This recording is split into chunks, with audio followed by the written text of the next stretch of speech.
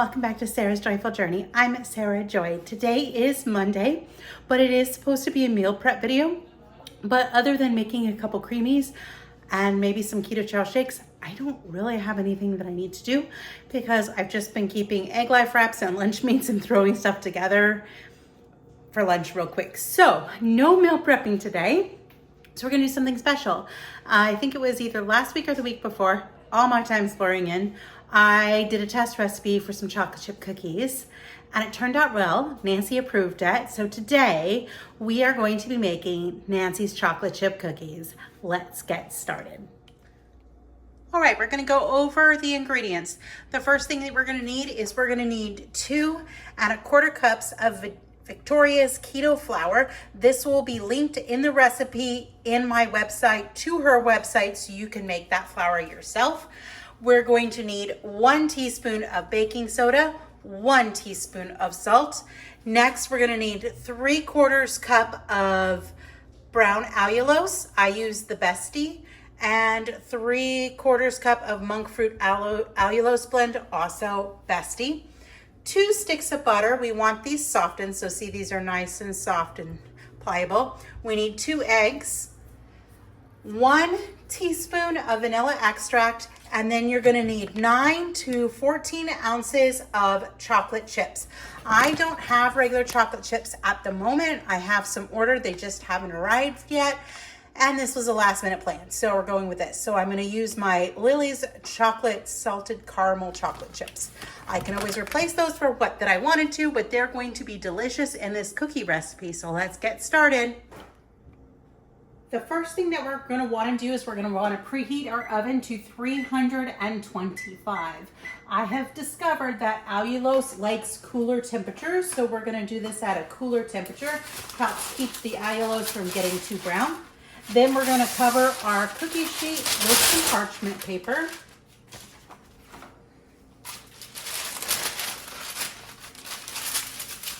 You could probably spray your cookie sheet if you wanted to. I just really like using the parchment paper. It works very well. Okay, we're gonna start preparing our cookies now. Next, we're gonna start combining our dry ingredients. So we're gonna take our 2 1/4 cups of Victoria's Keto flour and dump it into our bowl. We're gonna follow that with our 1 teaspoon of baking soda and our 1 teaspoon of salt, which of course just wanted to stick because it's summertime in Florida and humidity. Then we're just gonna combine these well. You just wanna distribute that baking powder and the salt through your dry ingredients. And we're going to set that aside.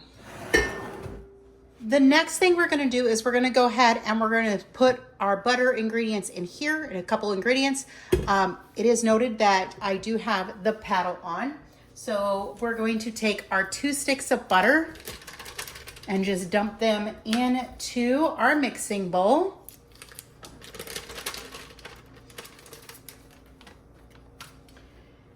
Next, we're gonna go ahead and add our 3/4 cup of brown allulose and our 3/4 cup of allulose monk fruit blend. We're gonna lower our mixer, lock it in place, and turn it on and cream these 2 together.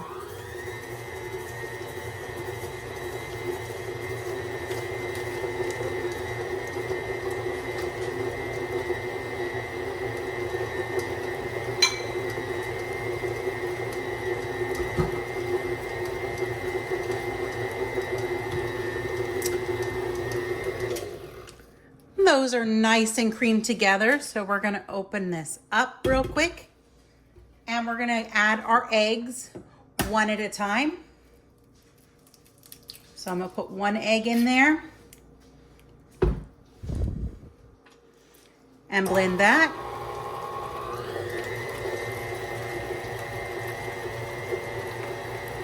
Then we'll add our 2nd egg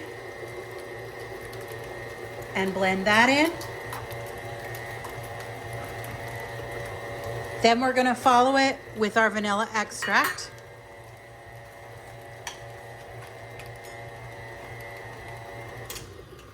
Now that those are well combined, we're gonna start adding our flour mixture. I like to do this with the mixer running on low speed, and I just mix in a little at a time until it starts incorporating.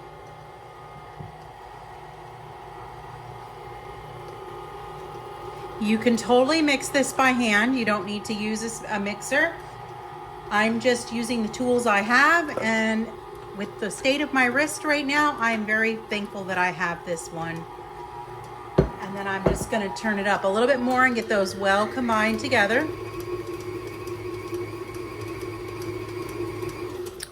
Perfect. I'm gonna raise this up. We're gonna clean our beater.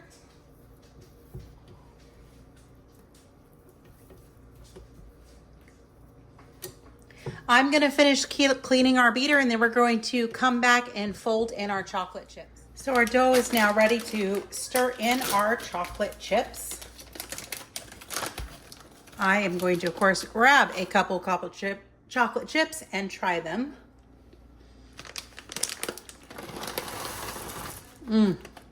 Salted caramel is one of my favorite flavor combinations. So these are gonna be delicious take on a chocolate chip cookie for me. But again, you can use regular chocolate chips, peanut butter chocolate chips, whatever you want to do. It'll work well with this recipe. All right, we're going to get these folded in.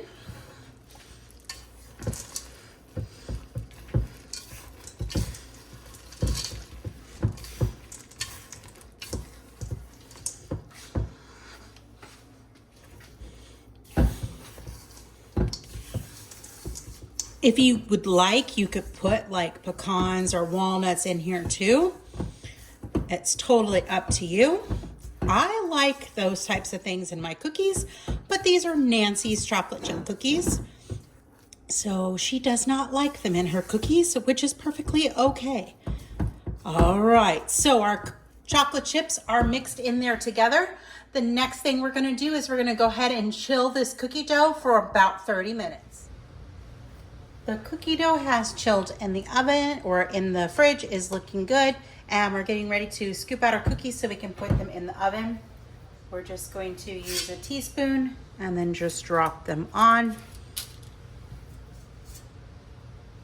You don't want it to be too big of a teaspoon. They shouldn't spread all that much.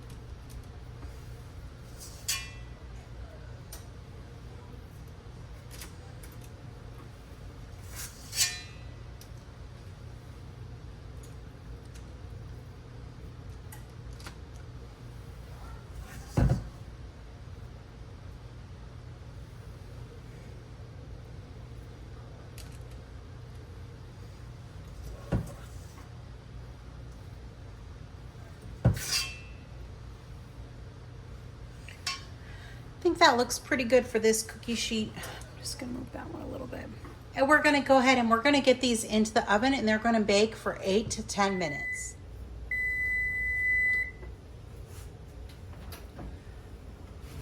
I did have to put the cookies back in for some more time. They have baked a total of about 16 minutes, but I'm gonna let them cool here for a little while on the tray, and then I have a cooling rack over here that we will move them to. I have a second tray full of cookies ready to go into the oven. So as you can see, it's a recipe that's gonna make quite a few cookies. We're gonna get our timer set and we'll check back in momentarily. Now that these first cookies have cooled for a few minutes, I'm gonna go ahead and I'm just gonna transfer them over to my cookie rack so that we can allow them to cool completely.